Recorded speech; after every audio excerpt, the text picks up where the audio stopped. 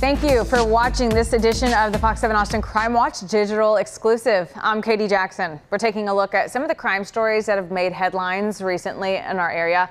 So the recent winter storm here in the Austin area kept law enforcement pretty busy. Austin Police and the Travis County Sheriff's Office reported thousands of calls for service. Fox 7 Austin's Meredith Aldis has a look at some of the incidents that law enforcement responded to. The winter weather may be fading, but the danger isn't. A slick stretch of road and flashing lights. Roads in Central Texas still dangerous after the winter weather, as seen by these pictures of police vehicles hit. And this hit and run involving 3 vehicles. This was Monday afternoon in downtown near 6th Street and I-35. TxDOT crews have been working around the clock for nearly a week now, treating Central Texas roadways. Crews are still out treating hotspots and clearing accumulation in the northern and western parts of the city and surrounding areas.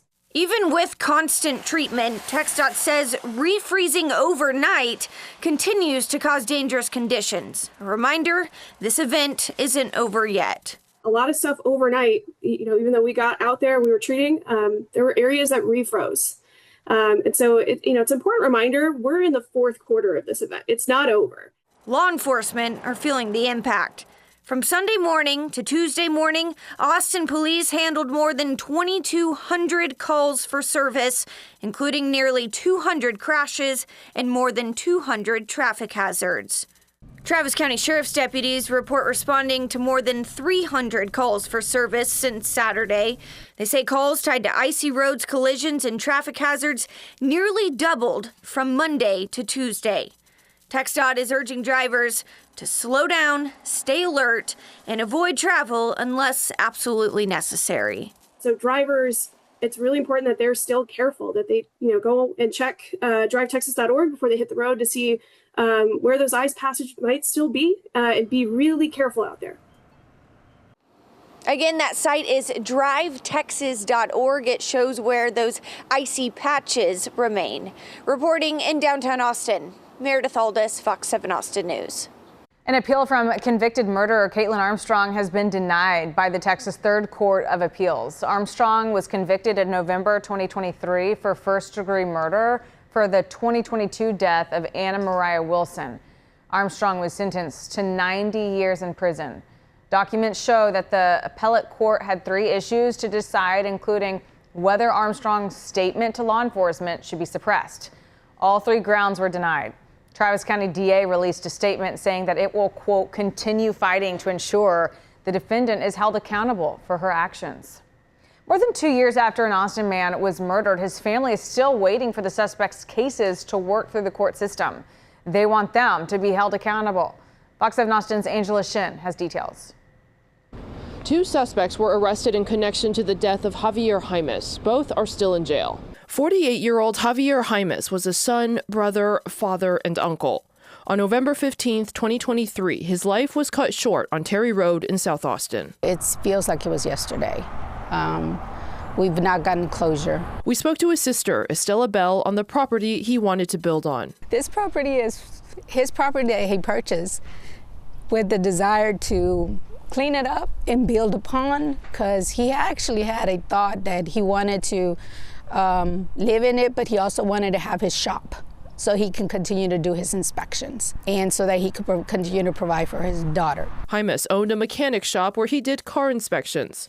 Bell says he was active in church and always cared for his family. He strived to be a service. He strived to be helpful to others. He was always laughing, full of life. He always was wanting to just be his best version of himself. On the day he lost his life, he had come to clean up the property.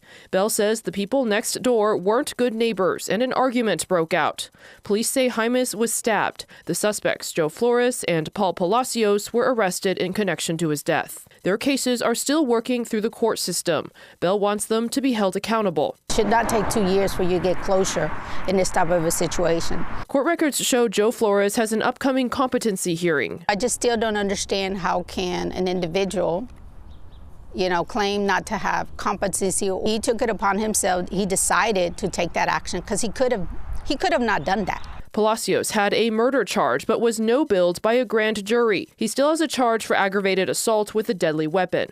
They essentially need to have go through the sentencing. They need to go through essentially what the justice system requires them to go, and they need to be convicted of their actions. As Belle remembers her brother, she wants to make sure victims' families aren't left waiting. I am taking the opportunity to basically do a call to action and honor him and honor Javier and get justice.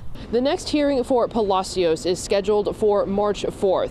Flores' competency hearing is scheduled for February 6th. In downtown Austin, Angela Shen, Fox 7 Austin News.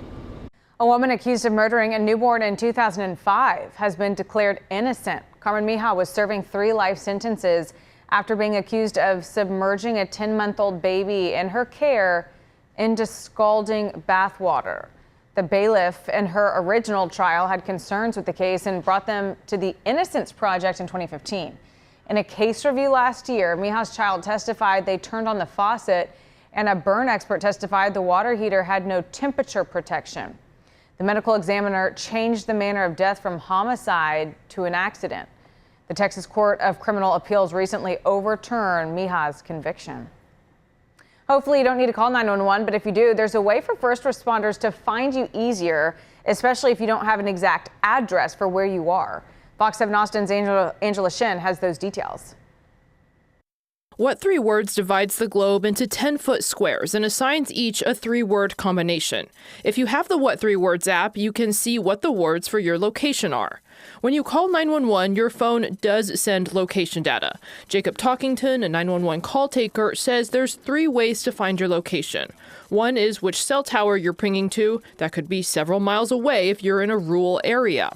Phase 2 narrows it down to half a block. It could be within a few hundred feet with strong connection. The third way, What 3 Words, is the most precise. But this is much more accurate, and it does track a little bit while you're on the call. So if you're moving, you're not sure what direction you're going, we can typically see those updates coming through and kind of narrow down. You don't have to have the What 3 Words app, but it saves call takers time if you tell them the words, if you don't have an address, instead of them looking for it. They would skip us having to do all that homework for them. The technology is available worldwide, but not every 911 region has it implemented.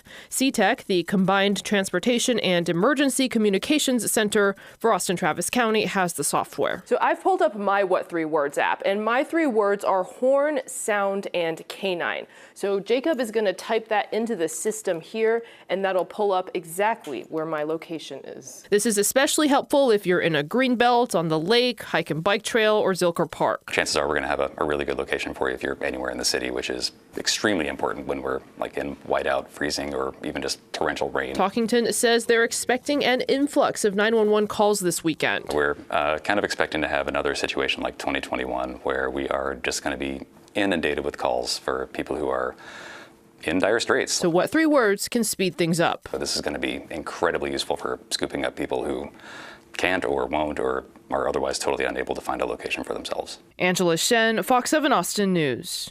Thank you for watching this edition of the Fox 7 Austin CrimeWatch YouTube exclusive. Our CrimeWatch stories run each Monday on Fox 7 Austin News at 9. For more on the stories highlighted in this episode, you can go to our website, fox7austin.com. And don't forget to hit subscribe to the Fox 7 Austin YouTube channel. Remember, you can stream all of our content and our newscasts with our Fox local apps. They're free to download and available for your phone, as well as connected TV platforms like Roku and Apple TV.